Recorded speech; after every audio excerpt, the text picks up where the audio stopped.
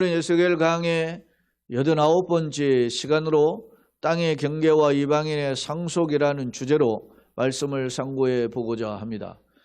지난 시간에는 1절로 47장이죠. 1절로 12절의 말씀을 통해서 이스라엘 백성의 환상이죠. 성전의 환상을 통해서 성전 문지방에서 흘러나온 물이, 그래서 처음에는 증량하니까 발목에 그리고 무릎에 허리에 그리고 헤엄칠 수 없을 만큼 이르고, 심지어는 그 물이 흘러서 죽은 바다에 있던 사해가 살아나고 그리고 생명 가득하게 되는 역사를 살펴보았습니다. 그러니까 성전에서의 물은 생명을 살리는 물이었다. 그래서 생명수이고 그것이 어마어마한 강처럼 흘러서 생명강이라 그랬어요. 그래서 지난 시간에는 생명강 환상이라 그렇게 제목을 정해보았다면, 이번 시간에는 이제 이스라엘 백성들이 차지할 기업, 12지파의 기업의 지파의 경계선입니다. 그리고 예를 들어 북쪽 경계선, 그리고 동쪽 경계선, 남쪽 경계선, 서쪽 경계선. 그래가지고 동쪽으로 해서 한 바퀴 도는 경계선 라인을 지금 기록하고 있고, 그리고 나서 한 걸음 더 나가서 이방인, 이스라엘에 거주하는 타국인이죠. 이방인들. 그래서 그들과 함께 살면서 자식도 낳고 하는, 그러니까 이미 그들은 하나님의 신앙을 영접하고 이스라엘과 동화됐다는 것입니다. 그런 자들에게는 기업을 어떻게 줄 것인가, 그들에게도 동일한 기업을 줘라, 이런 말씀을 하고 있어요. 이게 과연 무슨 의미인가, 이러한 내용들을 오늘 말씀을 통해서 살펴보고자 합니다. 자, 30부분입니다. 앞서 1절로 12절은 성전 문지방에서 올라오는 물, 생명수죠. 강물을 이루어가지고 생명을 살리는 환상에 대해서 살펴본 바가 있다. 오늘 본문은 13절로 23절인데요. 이스라엘 지파의 기업 분배와 동서남북의 경계, 그리고 이방인에게 땅이 상속됨에 대하여 기록하고 있다. 그러면 이는 무슨 의미일까? 자, 오늘 이러한 의미가 어떤 의미냐? 왜냐하면 당시 이 에스겔서가 주어질 상황이 어땠습니까? 이미 지금 에스겔인 포로 2차에 끌려갔다가 끌려간 뒤에 이제 나라가 망하는, 14년 뒤에 나라가 망한 것까지도 다 목격하는 거죠. 11년 뒤에 나라가 망하죠. 그리고 나라가 망한 뒤에도 또 14년 또 흘렀던 내용에서 메시지를 또 받아서 환상을 받았음을 우리는 살펴봤어요. 자, 이러한 상황 속은 결국 무엇입니까? 절망의 상황이죠. 그죠? 나라가 망했다, 포로로 끌려갔다, 아무것도 희망이 없는 절망의 상황입니다. 바로 이런 상황에 에스겔의 환상을 통해서 하나님께서 보여주신 까닭이 뭡니까? 성전 문지방에서 물이 흘러나오고 하는 이런 환상들이 뭘 것입니다. 물론 이제 40장부터 언급하면 성전이 새로 건축이 되고 그런 건축의 그 구체적인 사이즈에 대한 측량에 대한 내용이 있고, 거기서 어떤 제사를 드릴 것인가에 대한 구체적인 설명이 있었고요. 이런 내용이고, 오늘은 더 나아가서 이제 성전 문지방에 흘러나온 물이 모든 만물을 소생하는 것뿐만 아니라 더 나아가서 이제 이스라엘 땅의 동서남북의 영토를 통해서 그것을 12지파로 분배를 하고 그것을 차지하게 하고, 심지어 같이 거주하는 이방인에게도 기업을 나눠준다. 이게 도대체 무슨 말인가? 포로에 잡혀간 이스라엘 백성들에게 이런 땅의 기업이라고 하는 내용을 다시 한번 상기해 주심을 통해서 이런 하나님께서 영원한 기업에 대한 이스라엘의 비전을 제시하고 있음을 엿볼 수 있습니다. 그런데 그 비전 속에는 단지 이스라엘의 영토의 복만이 아니라 하나님의 나라가 이방인까지 포함되는 그런 나라이다, 이런 것들을 의미하고 있다는 것. 자, 당시 상황이 바벨론에 의한 멸망과 포로 상태였기에 기업의 분배는 매우 중요한 의미이며, 이방인의 기업 분배 역시 놀라운 약속인데 그 내용을 한번 살펴보자라는 것입니다. 자, 성경으로 돌아와서 한 구절씩 살펴보도록 하겠습니다. 자, 13절 주 여호와께서 이같이 말씀하셨느니라. 너희는 이 경계선대로 이스라엘 12지파에게 이 땅을 나누어 기업이 되게 하되 요셉에게는 두 몫이니라. 그렇게 했어요. 자, 경계선대로 그 땅을 나눈다. 모세의 시절에도 이야기하고 여호수아에서 이제 땅을 분배하게 되죠. 당시로 보면 이스라엘 백성들이 소위 요단 동편 트랜스 요르단이라고 하는 곳에는 두 지파 절반이 받았고, 요단 서편 가나안 땅이죠. 팔레스타인 땅에는 9지파 반이 분배를 받았는데, 지금 여기에 보면 12지파를 이렇게 분배해요. 그런데 요셉에게는 두묵시라고 했어요. 왜 그럴까요? 두묵은 뭐 대표의 원리 이런 의미도 있지만은 여기에서 보면 일단은 네 지파가 하나님 앞에 특별히 구별해서 헌신되어 있는 상태잖아요. 그러니까 그 지파가 빠지면 11지파인데 11지파에서 요셉 지파인 요셉의 두 아들 에브라임과 므낫세를 각각의 지파로 해서 두 지파가 됐다라는 것을 우리는 알 수 있어요. 이것이 이제 창세기 49장의 야곱의 축복에서부터 그리고 이제 모세의 축복에까지 이어지고 있음을 우리는 알 수 있고, 이것이 지금 이스라엘 백성이 포로에서 잡혀갔지만 돌아오는 과정에서도 이러한 이스라엘의 12지파에 대한 규례가 분명하게 이어지고 있음을 엿볼 수 있다는 것입니다. 자, 14절 내가 옛적에 내 손을 들어 맹세하여 이 땅을 너희 조상들에게 주겠다고 하였나니 그랬어요. 하나님의 손을 들었다라고 하는 것은 강력한 맹세의 의미죠. 반드시 성취하시겠다고 하는 하나님의 뜻의 실현의 약속입니다. 그런데 이 조상들에게 약속의 말씀이 누굽니까? 아브라함으로부터 이삭, 야곱, 요셉, 모세를 이루어지는 그러한 이스라엘 족장들과 그리고 정복시대와 사사의 왕정시대를 거쳐서 주어지는 이 메시지였음을 알 수 있어요. 너희는 그 땅을 공평하게 나누어 기업을 삼으라. 공평하게 나누라. 호불호에 따라서 어떤 것에 따라서 누구마에서 하는 게 아니까 이권에 의한 개입이 아니라 하나님 앞에서 그래서 제비를 뽑는 겁니다. 내가 하나님이 정하신 것에 조금 불만족한 것도 하나님이 주신 것이면 감사하고 또 많이 주었다고 해서 그 건방들지 않고 그것을 통해서 더 섬김의 기회를 줬다 이렇게 생각하는 거죠. 그렇게 해서 기업을 삼으라 한 겁니다. 너희는 공평하게 나누어 기업을 삼으라. 이 땅이 너희의 기업이 될 것이다. 그렇습니다. 자, 그러면 이제 이 땅의 기업은 어떻게 하느냐? 경계선이 이제 동서남북으로 있는데 북쪽 라인부터 긋습니다. 지금 북쪽은 대해는 지중해 큰 바다를 대해라고 하잖아요. 대해는 지중해 선에서 헤들론 길을 거쳐서 스닷 어기는 뭐 동네 입구 이런 것이 어기잖아요. 그러니까 스닷의 입구까지 또 하맛과 부르다며 다메섹 경계선 다메섹까지는 지금 한참 이제 동쪽으로 들어와 있죠.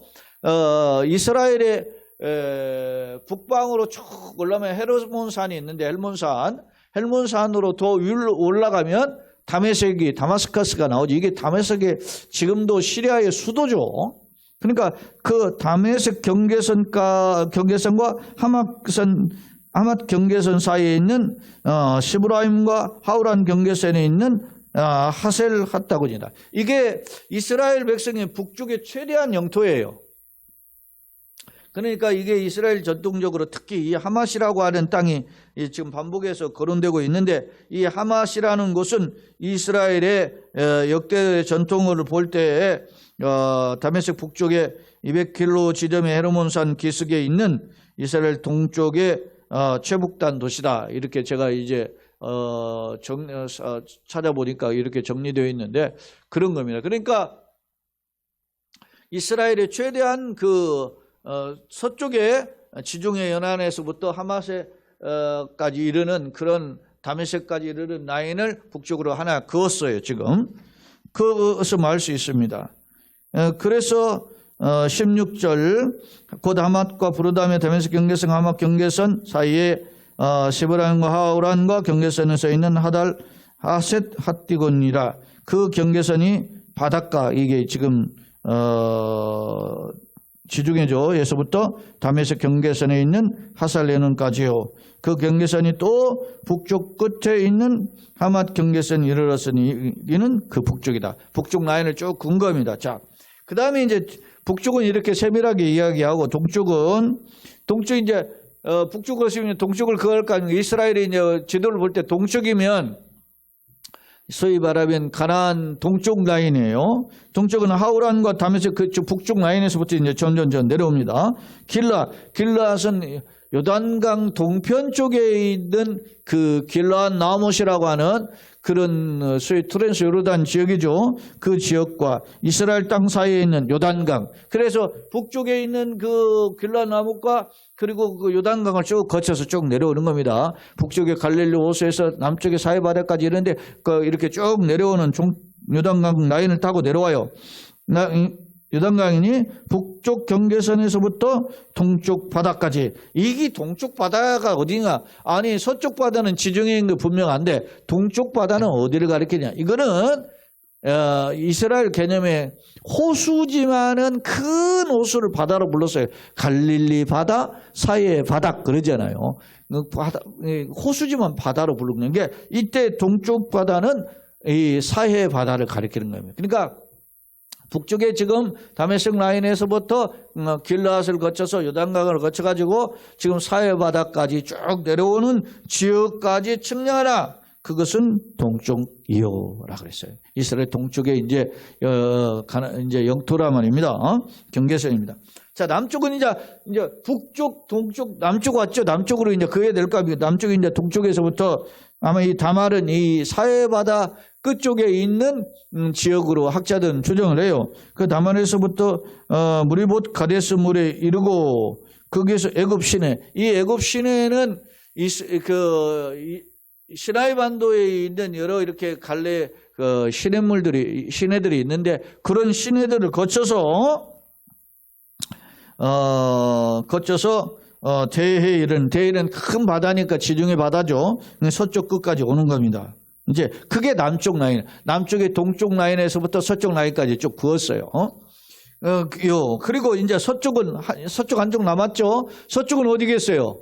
지중해 바다죠. 지중해 바다 남쪽 끝에서 북쪽 끝까지죠. 그래서 서쪽은 대해라 남쪽 경계선에서부터 지금에 따지면은 서쪽 바다 끝이 어디냐면 지금의 가자지구란 말입니다. 예? 그쪽에 옛날에 이 가자지구가 블레셋 영토잖아요. 그래 그런 남쪽 경계선부터 맞은편 하맛 어기까지. 하맛은 사실은 그 이스라엘의 북쪽에서 다메섹과 지중해 사이 중간이 이제 하맛인데 하맛 어기니까 하맛 입구에 이르는 그 바다까지다. 그렇게 라인을 쭉 그었음을 알 수 있어요. 일어난 일은 그 서쪽이니라. 그렇게 해서 북쪽과 동쪽과 남쪽과 서쪽에 한 바퀴로 뺑 둘러서 지금 이스라엘의 영토 라인을 그어주고 있음을 알 수 있어요. 자, 이게 무슨 말입니까? 지금 포로에 잡혀갔는데, 예? 포로에서 희망이 없는 절망의 상황인데 꿈을 꾸게 하시는 거죠. 그 그림을 그리게. 이스라엘이 과거에 자기가 살던 고향 땅, 이스라엘 하나님이 주셨던 땅에 다시 한번 소망을 품게 하시는 거예요. 사랑하는 여러분, 날씨가 추울 때는 어떻게 했습니까? 따뜻한 걸 또 생각해 볼 필요가 있는 거예요. 뭐 예전에 삼국지에도 보면은 전쟁을 하는데 사람들 기진맥진은 물이 없어가지고 목욕하라고 있는데, 근데 그 산을 넘어야 된다는 거예요. 그런데 물은 없어. 그러니까 저 산 너머에는 말이죠, 신 매실이 있다고 그러니까 목에 신 것만 생각하니까 치면 꿀꺽 넘어갔다는 거잖아요. 꿀꺽 해가지고, 그래서 그 어려움을 극복하고 넘어갔다. 사랑하는 여러분, 이게 지금 한파가 15도 온다고 하고 그것도 하루도 아니고 이틀, 3일 이렇게 계속되니까 사람이 힘들죠. 그때 우리가 하나님 따뜻하고 포기하는 그걸 생각하면서 넘어가는 그런 지혜가 또 필요한 거죠. 이스라엘 백성이 지금 포로 가운데, 절망 가운데, 나라가 망하고 다 지금 절망 가운데 있을 때 과거에 하나님이 주셨던 그 약속의 영토를 다시 한번 마음속에 그려보면서 하나님에 대한 소망을 품게 하셨음을 알 수 있어요. 그걸 이제 어떻게 하라는 거예요? 이 땅의 영토를 주고 이거를 12지파에게, 레위 지파를 빼는 나머지 12지파에게 다 제비를 뽑아서 합당하게, 호불호가 있지만은 그거에 대해서 불평하지 말고 나눌 것이다. 이렇게 이야기했던 것입니다. 자, 그런즉 너희가 이스라엘 모든 지파대로 이 땅을 나누어 차지하라. 이렇게 이야기하고 있어요. 그런즉 너희가 이스라엘 모든 지파대로, 12지파죠. 이 땅을 나누어서 차지하라. 소망이 생기는 거죠. 사랑하는 여러분, 그래서 이 에스겔 성경은 제목을 학자들 경우에는 절망 속에서 본 비전이다. 힘들고 어렵지만 다시 일어날. 예? 우리가 살면서 어려운 일 당하는 분들이 있죠. 그것이 이제 크고 작은 상황 속에서 자기가 사실은요, 인생 살면서 남들이 아무리 힘든 거 당해도 자기가 당한 게 제일 힘든 거야. 아픈 것도 내가 아픈 거 제일 힘든 것이고, 아무리 누가 옆에서 도와줘도 옆에서 도와주는 것은 불편하고 그걸 보기에 힘들고 그래서 힘든 거지, 당사자가 제일 힘든 거예요. 그럴 때 여러분 어떤 위로가 있습니까? 욥이 오죽하면 말이죠. 욥하고 욥의 아내가 있었는데 여러분이요, 욥은 말이지 기왓장으로 몸을 긁어요. 근데 욥의 아내는 그런 고통은 아니잖아요. 근데 어떻게 해요? 하나님 욕하고 저주하고 죽으라. 뭐 그렇게 차라리 그게 낫다. 뭐 이렇게 고생하느니, 예? 그렇게 하죠. 그러나 욥의 아내도 고통스럽겠지만 자식들도 죽고 가산 다 날아가고 힘들었겠지만 욥처럼 힘들지는 않지 않습니까? 응? 그런데 여러분, 그런 상황 속에서도 우리를 이끌어가는 그 힘이 뭡니까? 믿음의 힘 아닙니까? 주님, 나의 영안을 열어서 주님의 세계를 볼 수 있는 그런 믿음을 주시옵소서. 네? 사랑하는 여러분, 절망 속에서 본 에스겔의 환상이 우리의 가슴 속에 영적 가슴에 새겨지고 신비에 새겨지고 그리고 다시 일어서는 그런 은혜의 통로가 되시기를 예수님의 이름으로 축원합니다. 너희는 나누어, 여기 보세요. 뭐라고 그랬어요? 21절에 차지하라 그랬잖아요. 지금 말이에요.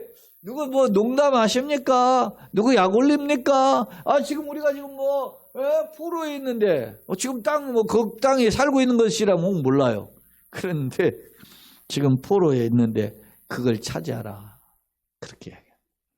하나님의 이러한 메시지가 우리 가슴에 새겨지고 그런 꿈으로, 삶으로 연결될 수 있기를 거듭거듭 축원합니다. 아멘. 자, 그 다음에 이제 22절로 23절인데요.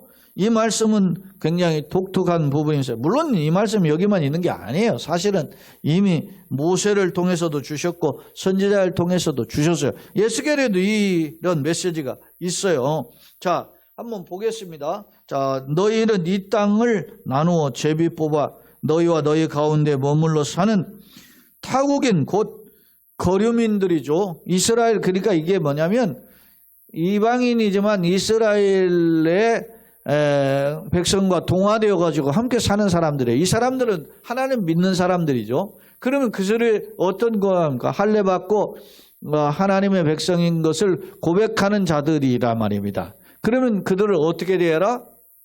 기업이 있게 해라. 기업이 있다 말은 하나님의 백성답게 대하라는 것이. 응? 그러니까 이스라엘 백성이라는 것이죠. 이방인이지만 이스라엘 하나님을 영접하고 하나님 고백하면 이스라엘 백성이 될 수 있다. 이건 은혜란 말입니다. 그래서 이스라엘의 공동체는 엄밀히 보면 자기네들 자존심도 세고 자기네들 택한 백성이다, 선민이다 이렇게 자랑하지만 엄밀히 보시면은 이스라엘 백성이 개방적 공동체예요. 폐쇄적 공동체가 아니라고요. 열려 있는 사람. 왜요? 아브라함에게 말씀하셔서 천하 만민 너를 인하여 복을 받는다 그랬잖아요. 아브라함이 복의 통로로 삼겠다고 하신 거 아닙니까? 하나님께서 아브라함을. 그러니까 아브라함과 그의 가정이 그런 통로 역할을 해야 되는 거죠.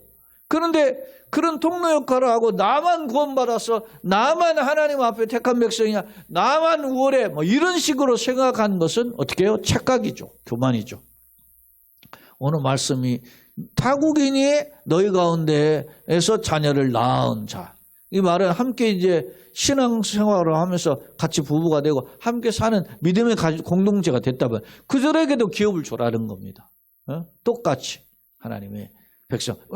누구하고 삽니까? 그 지파하고 살 거 아닙니까? 그럼 그 지파에서 기업의 유산을 함께 나눠줘라. 그런 내용이에요. 자, 그런 면에서 보면 여기 보면 너희 되게 할지니 너희는 그 타국인을 본토에서 난 이스라엘 족속같이 여기고 동일하게 차별해서는 안 되는 거예요. 오늘날도 보면 사람들이 말이죠. 피부색에 따라서 그 어떤 그런 따지죠. 비난하고, 백인종이니 황인종이니 흑인종이니 이런 거 가지고 따지고 그러는데 그런 것에 아직도 남아 있잖아요. 그런 더군다나 이제 그런 게 있고 인종차별도 있고 또 성차별도 있잖아. 남성과 여성의 우월론 이런 걸 가지고서는 따지고 하는 그런 것들 이런 것들은 사실은 평등해야죠. 인권이 평등하고 남녀의 어떤 성적인 차별이 없는 평등이 필요합니다.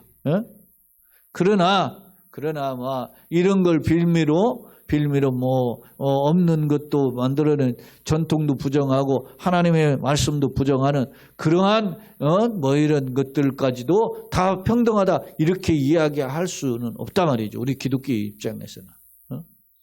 인권이 평등하고 남녀가 평등하고 그거 평등하게 하는 것은 상관이 없습니다. 물론 또 동성애도 그렇다고 그 사람들한테 우리는 그것만 반대하는 거지 그 사람들 뭡니까 사람 취급 안 하고 개 취급하고 이런 취급하는 건 아니잖아요. 우리는 그것이 비성경적이고 하나님 뜻에 반대이기 때문에 그것을 안 된다고 이야기하고 지적하는 것이지 그것은 죄악이고 하나님의 진노의 심판 아래 있을 수밖에 없다라는 걸 경고하는 것이기 때문에 반대하는 거 아닙니까? 여러분 옳은 길인데도 우리가 반대하겠어요? 그건 아니잖아요. 그러니까 그런 측면에서 이것을 물타기식으로 싹 넘어가는 거예요. 마치 우리가 평등을 반대하는 것처럼. 그것은 이제 잘못된 것이다. 자, 여기서 보면 이스라엘의 사유가 얼마나 열린 사유인가 하는 것을 엿볼 수 있어요. 자, 그들도 이스라엘 지파 중에서 너희와 함께 기업을 얻게 하되 자, 23절 타국인이 머물러 사는 그 지파에서 예를 들어서 유다 지파, 베냐민 지파, 에브라임 지파, 에브라임 지파 그곳에 머물러 살 거 아닙니까? 그곳의 지파에서 기업을 줄지니라 주 여호와의 말씀이니라. 이것은 하나님의 명령임을 알 수 있어요. 이만큼 하나님께서는 열린 것. 너를 위하여 천하만민이 복을 얻는다는 뜻을 계속 이어가고 있음을 알 수 있어요. 그 근거들은 제가 성경에 우리 교재에도 지금 적어놨는데 모세율법에 보면 레위기 24장 그리고 민수기 15장 그리고 이사야의 교훈은 이사야 56장 그리고 에스겔서에서도 보면 에스겔 14장과 22장에 각각 이 내용이 반복되고 있어요. 이런 내용이 있어요. 그러니까 우리가 하나님의 뜻이 무엇인지를 이미 알고 있다는 것을 전제하고 있음을 알 수 있습니다. 자, 교재로 돌아와서 두 번째 화면입니다. 13절로 20절 이스라엘 땅이죠. 땅은 기업이죠. 기업은 하나님의 내가 영원히 누리는 하나님의 상속자로 받는 유산들을 가리킬 때 이 기업이에요. 땅은 항상 그런 하나님의 유업을 상징하는 것임을 알 수 있다는 겁니다.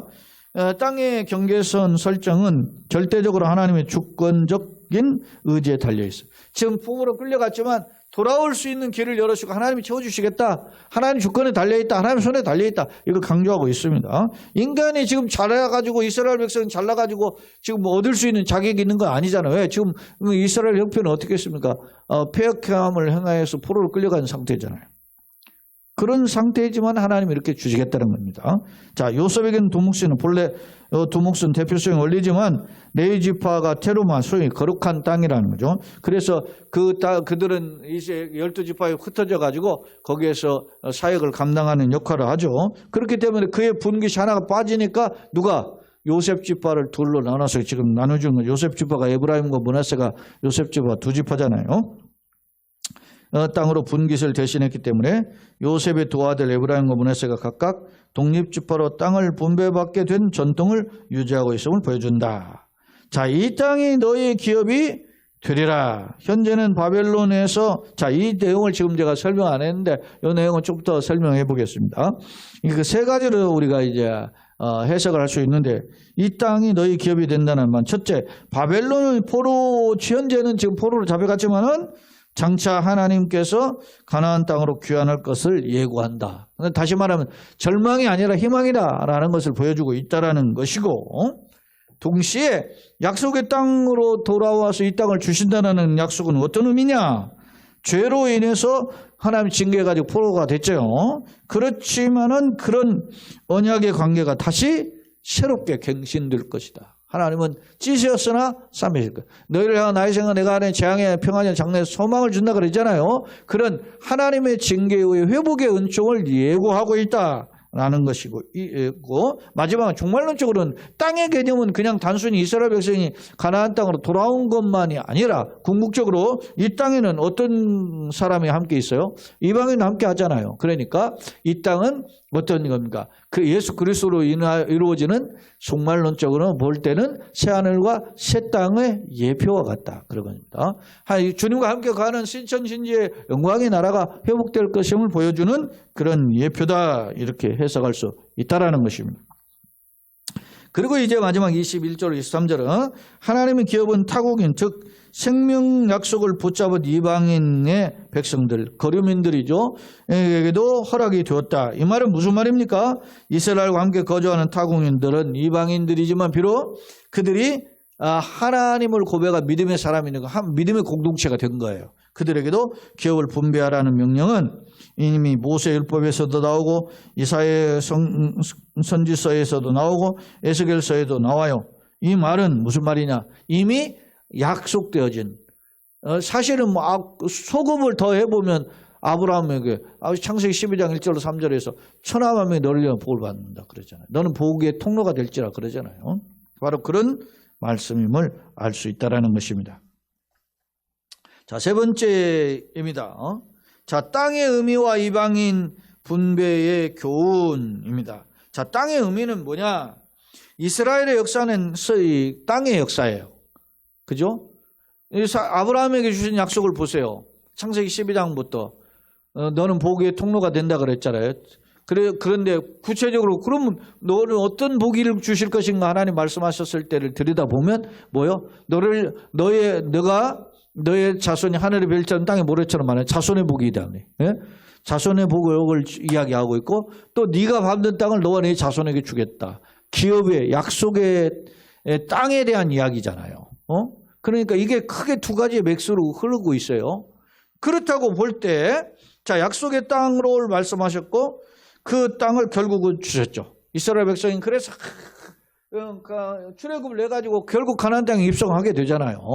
그 땅을 주셨어요. 그런데 이런 이스라엘의 행위가 아니라, 그러면 이스라엘 뭐 노력해서 얻었습니까? 이스라엘이 막 애굽에서 노예 생활을 하다가 막 전쟁해가지고 이겨가지고 얻은 게 아니잖아요. 하나님이 사람을 보내가지고 내 백성을 보내라 해서 모세를 통해가지고 출애굽을 시켜가지고 기적 10가지 재앙의 기적을 통하고 홍해를 가르는 기적을 통하고 그리고 40년의 광야를 거쳐서 약속의 땅에 들어가잖아요. 이게 다 하나님의 일을 행하시고 성취하신 하나님의 능력 가운데 있으면 알 수 있어요. 이런 것입니다. 그런데 이는 이스라엘 행위가 아닌 오직 하나님의 철저한 은혜의 결과로 이루어진 것임을 이야기하고 있습니다. 백성의 자세, 그러면 어떻게 해야 되느냐?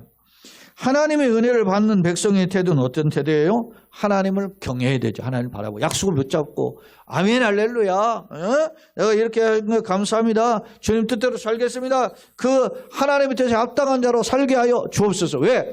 그렇지 않다가 어디로 갔습니까? 하나님 떠나가지고 약속의 땅 주셨는데도 그걸 딸고 딴 데 해찰한 건지고 우상 해찰하고 다른 곳에 막 끼욱끼욱 거리다가 결국 심판받아가 끌려갔잖아요.